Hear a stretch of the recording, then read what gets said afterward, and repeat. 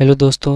तो आज की फिर एक नई वीडियो में आपका स्वागत है। यदि आप भी हमारे इस चैनल में नए हैं तो चैनल को सब्सक्राइब करना ना भूलें, क्योंकि आज की इस वीडियो में हम भूगोल ऑनर्स ग्रेजुएशन सेमेस्टर 1 के पेपर 1 के VVI क्वेश्चन के बारे में हम अध्ययन करेंगे, जो आने वाले एग्ज़ामों में बहुत ही इम्पोर्टेंट और अच्छे क्वेश्चन है, जो आने वाले एग्ज़ामों में आने की बहुत ज़्यादा चांस है। तो चलिए वीडियो को शुरू करते हैं। हम आज की वीडियो में भूगोल के भूदृश्य की संकल्पनाएं का विवेचना करेंगे। ठीक है, तो सबसे पहले हम परिचय जानते हैं कि भूदृश्य भूगोल का एक महत्वपूर्ण अवधारणा है, जो पृथ्वी की सतह पर उपस्थित विभिन्न भौतिक और सांस्कृतिक तत्वों को समायोजन को दर्शाती है। यह प्राकृतिक तथा मानव निर्मित दोनों प्रकार की विशेषताओं को समाहित करता है। मतलब क्या होता है दोस्तों कि परिचय क्या है कि भूदृश्य, जिसे हम लैंडस्केप कहते हैं, तो भूदृश्य जो है भूगोल का एक महत्वपूर्ण अवधारणा भूदृश्य जो है भूगोल का एक महत्वपूर्ण अवधारणा है, जो पृथ्वी की सतह पर उपस्थित विभिन्न भौतिक एवं सांस्कृतिक तत्वों के समायोजन को दर्शाते हैं। यानी क्या होता है कि भूदृश्य जो है भूगोल का एक महत्वपूर्ण शाखाएं हैं, जो पृथ्वी की सतह पर उपस्थित विभिन्न भौतिक और सांस्कृतिक तत्वों का समायोजन को दर्शाती है या अध्ययन करवाती है। यह प्राकृतिक तथा मानव दोनों निर्मित दोनों प्रकार की विशेषताओं को समूहित करता है। यह क्या करता है, भूदृश्य जो क्या करता है, वो प्राकृतिक और मानव दोनों प्रकार की जो वस्तुएं की जो निर्मित वस्तुएं हैं, उनकी विशेषताओं को अध्ययन करता है। अब आते हैं भूदृश्य की परिभाषा।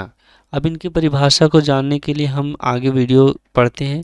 हमेशा याद रखिएगा दोस्तों कि यदि किसी भी चीज़ पे की परिभाषा लिखेंगे तो उसमें 1, 2, 3 वैज्ञानिकों का नाम लिखना अनिवार्य हो जाता है, क्योंकि जब तक हम वैज्ञानिकों का नाम और उनके डिफिनेशन को नहीं लिखेंगे तब तक हमको अच्छे खासे नंबर नहीं मिलेंगे। तो चलिए हम देखते हैं कि भूदृश्य को सामान्यतः किसी विशेष क्षेत्र की भौगोलिक विशेषताओं, प्राकृतिक स्वरूप और मानवीय प्रभावों के सामूहिक रूप में परिभाषित किया जाता है। विभिन्न विद्वानों द्वारा परिभाषाएं निम्नलिखित है।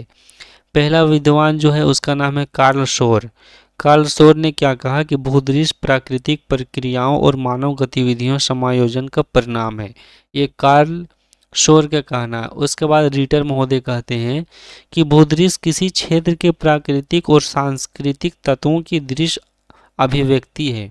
ठीक है, ये कौन बोला था, रीटर महोदय ने कहा। अब हम जानते हैं भूदृश्य के प्रकार। आखिर भूदृश्य के कौन कौन से प्रकार है। तो प्राकृतिक सबसे पहला प्रकार है वो प्राकृतिक भूदृश्य, जिसे हम नेचुरल लैंडस्केप के नाम से जानते हैं।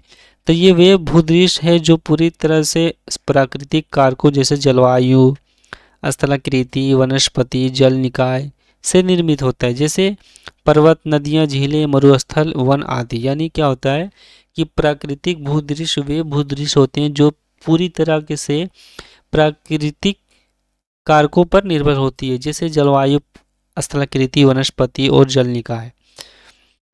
दूसरा आता है सांस्कृतिक भूदृश्य, जिसे हम कल्चर लैंडस्केप के नाम से जानते हैं।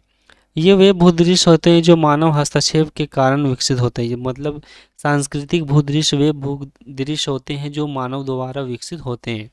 उदाहरण के लिए कृषि भूमि, शहर, औद्योगिक क्षेत्र, सड़कें, सिंचाई प्रणाली आदि।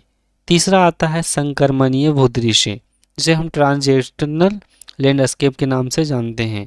प्राकृतिक एवं मानव निर्मित तत्वों का मिश्रण होता है। ये